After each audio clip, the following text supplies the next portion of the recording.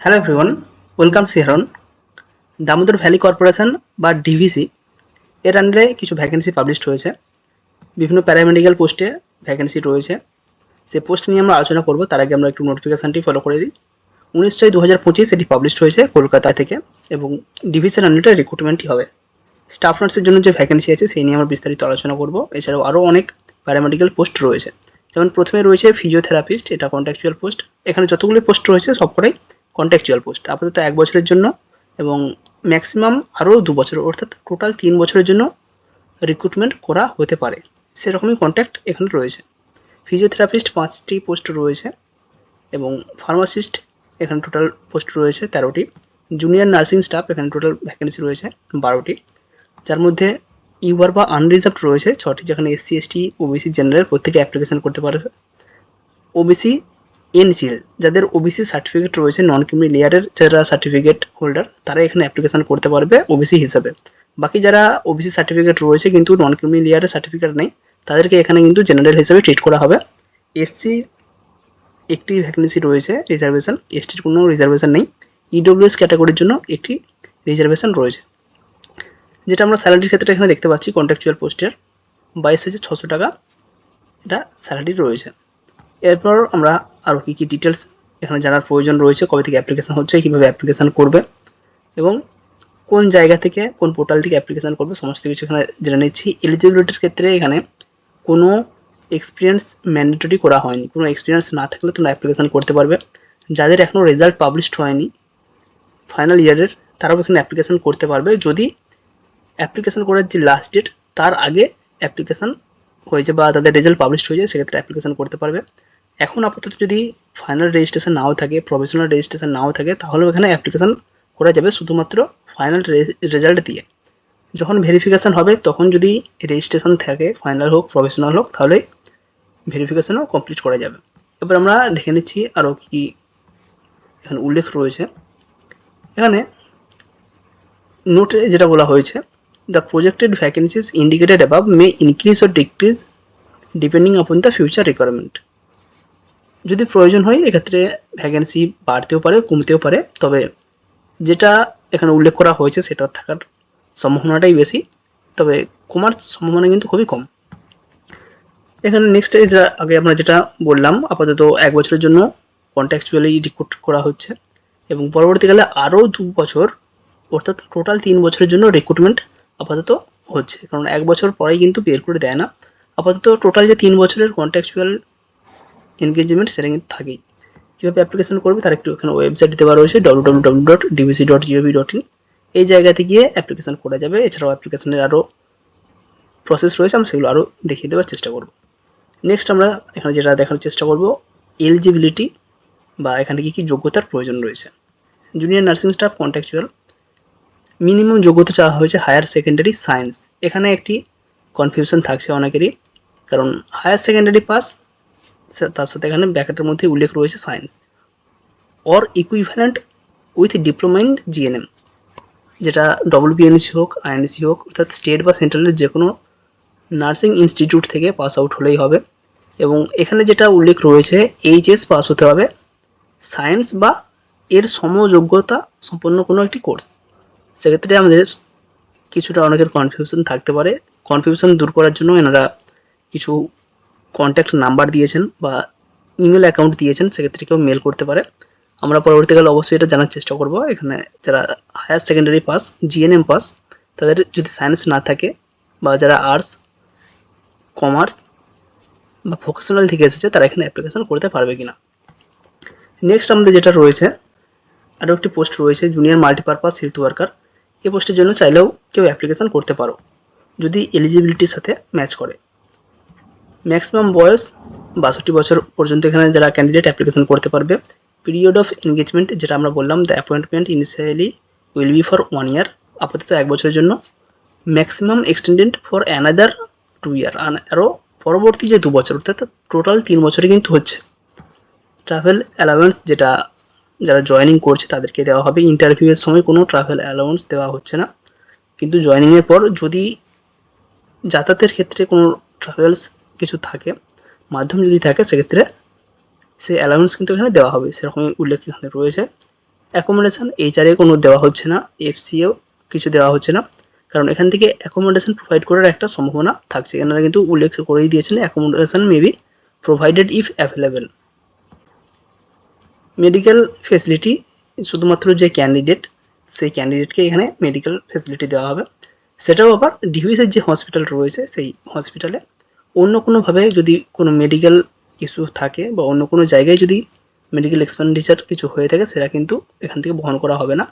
বা যে ইনকামবেন্ট বা যে ক্যান্ডিডেট রয়েছে তার ফ্যামিলির যদি কোনো কারো অসুবিধা থাকে, সেক্ষেত্রেও কোনো মেডিকেল ফেসিলিটি কিন্তু পাবে না, সেটা এখানে উল্লেখ রয়েছে।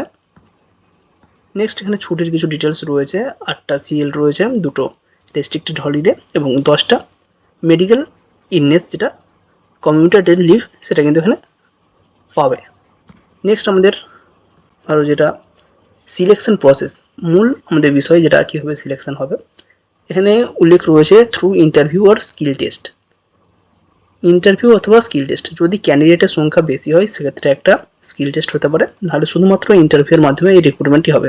তবে এখানে যেহেতু অনেকেই জানছে এবং ভ্যাকেন্সিটা 12টা রয়েছে, এখানে আশা করা যায় অনেকে অ্যাপ্লিকেশান করতে পারবে, কারণ এখানে কোনো স্টেটের হিসাবে নয়, এটা যে কোনো স্টেট থেকে যে কোনো ক্যান্ডিডেট অ্যাপ্লিকেশান করতে পারে, সেক্ষেত্রে অ্যাপ্লিকেশান অনেক হবে, তাই ইন্টারভিউ না হওয়ার চান্সটাই বেশি। প্রথমত স্কিল টেস্ট হতে পারে, এবং এনারা আরও একটি উল্লেখ এখানে রয়েছে,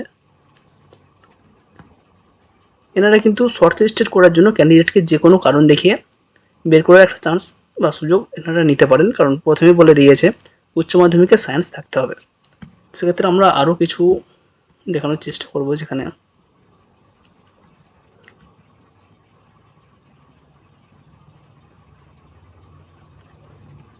এখানে একটু করার চেষ্টা করো। However, the DVC management reserves the right to raise the minimum eligibility standard.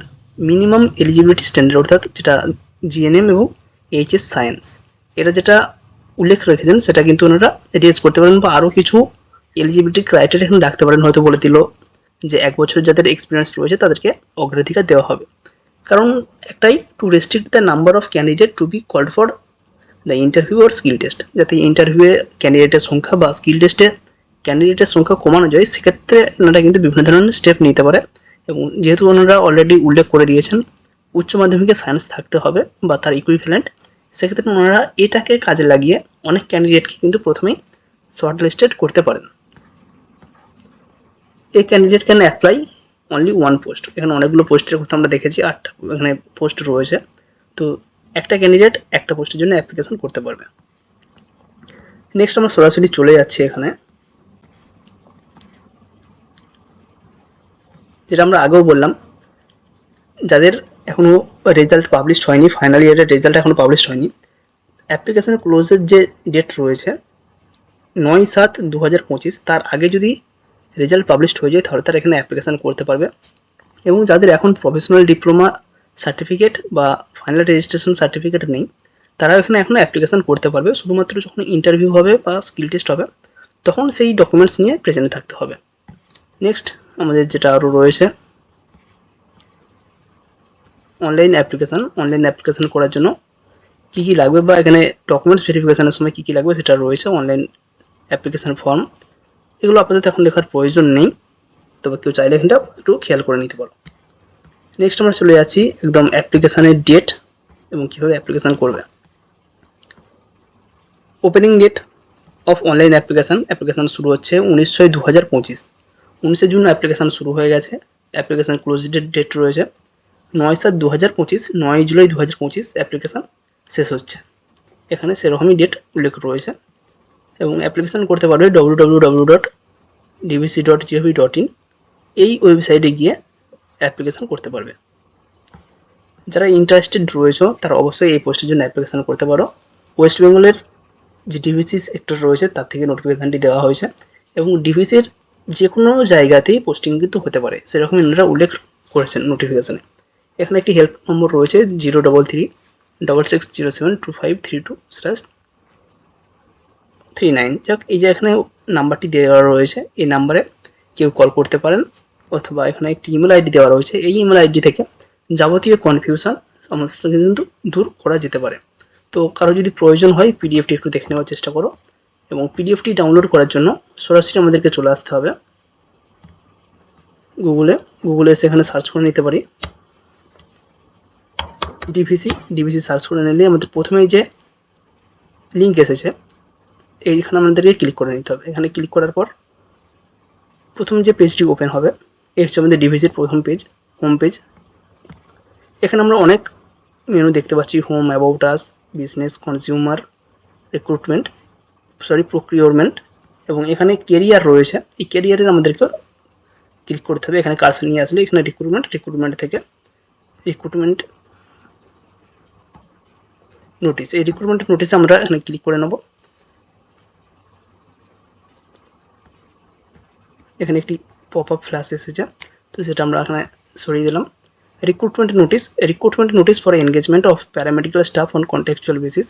তো ক্লিক হিয়ারে আমরা ক্লিক করে নিলেই আমাদের যেই পিডিএফটি আমরা এতক্ষণ দেখছিলাম সেই পিডিএফটি পেয়ে যাব এবং ক্লিক হেয়ার টু অ্যাপ্লাই এখানে ক্লিক করে দিলেই আমাদের যে অ্যাপ্লিকেশান প্রসেস সেই অ্যাপ্লিকেশান প্রসেস আমরা এখানে কন্টিনিউ করতে পারবো। তো এই ধরনের একটি অ্যাপ্লিকেশান প্রসেসে আমাদেরকে লগ ইনের অপশান দিয়েছে।